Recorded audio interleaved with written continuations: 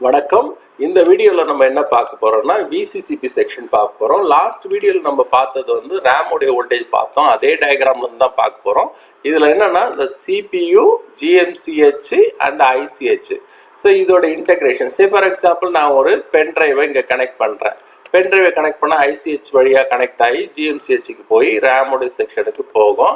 உடனே ப்ராசஸர் வந்து இந்த டேட்டாவை ப்ராசஸ் பண்ணும். ப்ராசஸ் பண்ணி மறுபடியும் ஃபைனலாக வந்து ICH வழியாக வந்து யூஎஸ்பிக்கு வரும்.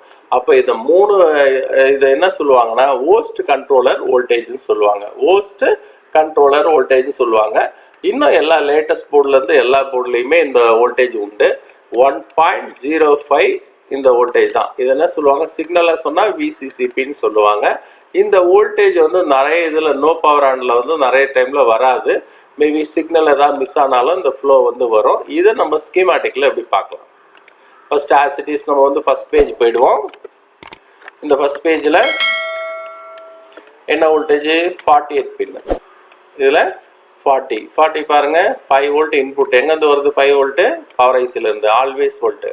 ஸோ அது வந்து என்ன கன்வெர்ட் ஆகுது 1.05. இதுதான் இந்த ஐசி கொடுக்க போகுது. ஸோ இதை வந்து ஒரு டிஃபைனாக பார்த்துடுறோம். நம்ம இங்கே போயிட்டு 48 பேஜுக்கு போகிறோம். 48 பேஜுக்கு போயிட்டு வழக்கம் போல் நம்ம பார்க்க வேண்டியது ஃபர்ஸ்ட் என்ன, VCC supply voltage 5 volt always voltage வருது, ரைட்டு. அடுத்து சுவிட்சிங் சப்ளைன்றதால நம்ம என்ன பண்ணணும், ஸோ DH DL பார்க்கணும். DH DL இங்கே எங்கே இருக்குது? ஸோ இதில் வந்து DH 16வது பின்னு, DL 4வது பின் இருக்குது. LXன்றது தான் என்ன பண்ண போகுது, இந்த ஃப்ரீக்வன்சியை ஜென்ரேட் பண்ணி கொடுக்க போகுது. இது போல் ஒரு ஃப்ரீக்வன்சியை ஜென்ரேட் பண்ணி கொடுக்க போகுது. ஃப்ரீக்வன்சி ஜென்ரேட் ஆனால் தான் ஹையர் கரண்ட் ரேட்டிங் வந்து இம்ப்ரூவ் ஆகும் through the coil. So through the coil ஆக்சிட்டிஸ் வந்து மாஸ்பெட், மெயின் மாஸ்பெட் இங்கே கனெக்ட் ஆகிருக்கு. அதோட கேட்டு LX LL DL2 இது எல்லாமே கான்ஃபிகர் ஆகிருக்கு. ஸோ இது ப்ராசஸ் ஆகும்.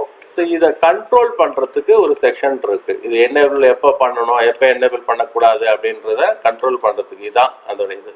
PM ஸ்லீப், ரேம்லேயும் இந்த சிக்னலில் பார்த்துருப்போம். PM ஸ்லீப்பு S3ன்னு சொல்லுவோம்.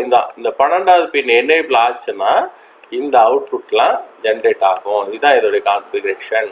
ஸோ இது முடிஞ்சோடனே வழக்கம் போல் இதுலேயும் வந்து என்ன பண்ணியிருக்காங்க, பவர் குட்டுன்னு கொடுத்துருக்காங்க. பவர் குட்டு 11th பின்னு ப்ராசஸர் சப்போர்ட்டிங் ஐசிக்கு போகும். இது எல்லாத்தோடைய ஃபீட்பேக்கும் கரெக்டாக இருந்தால்தான் ஃபைனலாக வந்து ப்ராசஸரை வந்து ஆன் பண்ண வைக்கும். ஸோ அதுதான் இந்த செக்ஷனுடைய இது.